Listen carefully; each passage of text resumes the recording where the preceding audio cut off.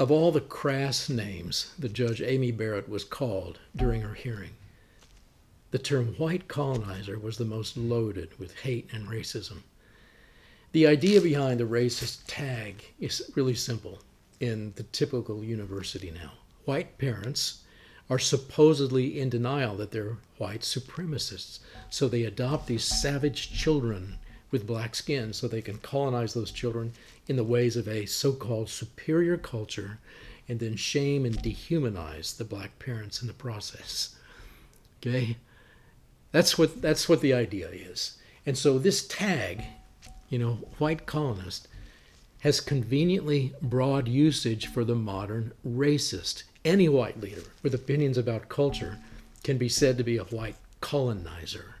And in fact, any person with white skin can be said to be guilty of having been a colonizer with racist orientation to life. He or she is, of course, a systemic racist. And so thus all people with white skin are in trouble. They can all be said to be guilty of white supremacist thought. So how do we answer these misguided accusations? Firstly, we understand that the hatred toward colonization is a hatred of adoption and parenting, civility, and moral standards in a culture. That's where we begin. All cultures have ethical standards, right? Of some kind. And some are objectively superior to others, and some are objectively inferior to others. And so simply think briefly about the history of colonization.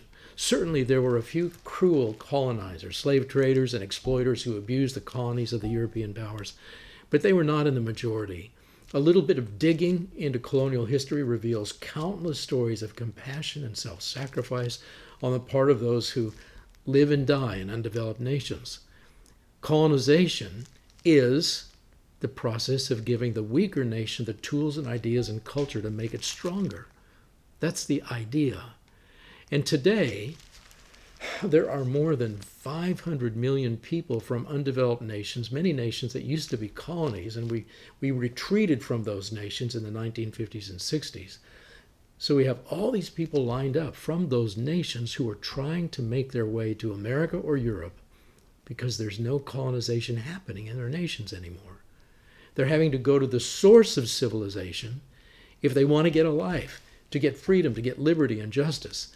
They want civilization, what civilization offers in terms of work and nutritious food and housing, clean streets, medicine, clean hospitals, fair courts, and the basic freedoms, none of which exist in their nations now.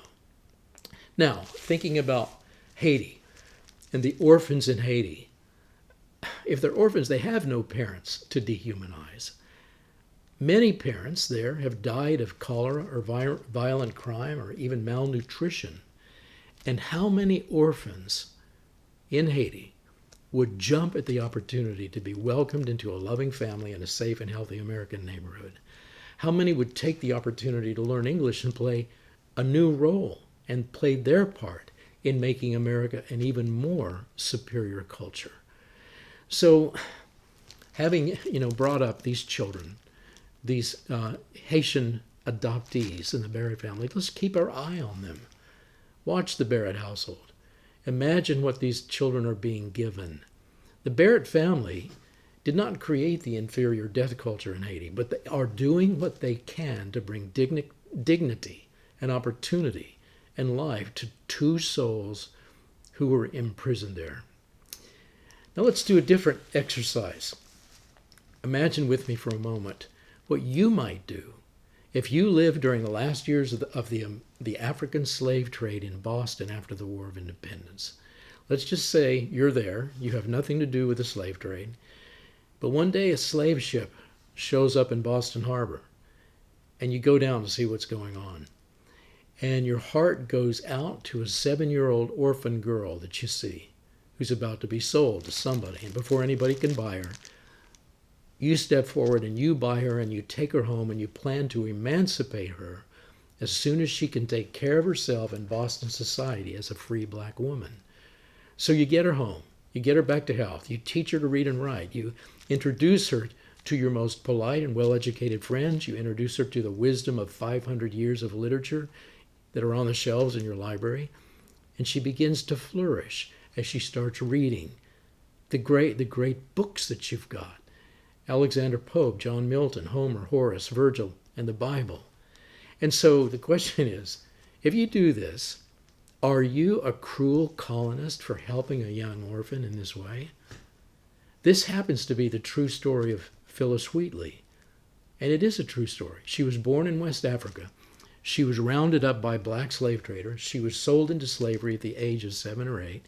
She was then transported to North America and then taken into the Wheatley family of Boston. By age 12, she was reading Greek and Latin classics in their original languages, as well as some of the more difficult passages from the Bible. And at the age of 14, she wrote her first poem to the University of Cambridge, meaning Harvard. She later traveled to the Atlantic again, going east this time as a refined woman in a comfortable cabin. She was able to examine some of the foundations of civilization when she went to the United Kingdom. She traveled to London. She could see what had been built up in London. She was introduced to the Lord Mayor of London. She was able to find a publisher for her book of poetry, making her the very first African-American author of a published book of poetry. So, is the civilizing influence of colonization positive or negative? In her life, what was it? If the culture is inferior, then the colonization of that culture can be powerfully positive and helpful.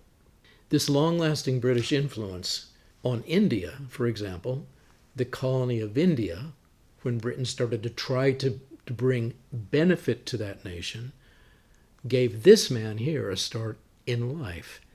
His name is Sundar Pichai. His father worked for a British company in Madurai, where Sundar grew up poor in a 2-room apartment. It was just 2 rooms. But later was able to attend one of the 36 advanced colleges there, all established through British influence. He later traveled to the United States.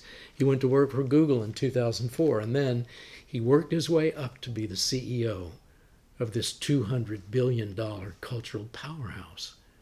Now, could that have happened if there had not been an influence of positive colonization in India by Britain in the 19th century? No. This question about colonization is and has to be, as we evaluate it, ethical. That's the standard that we look at. Is it morally positive or is it morally negative? Now, what Justice Barrett is doing for her children is just simply parenting. And it's really morally positive.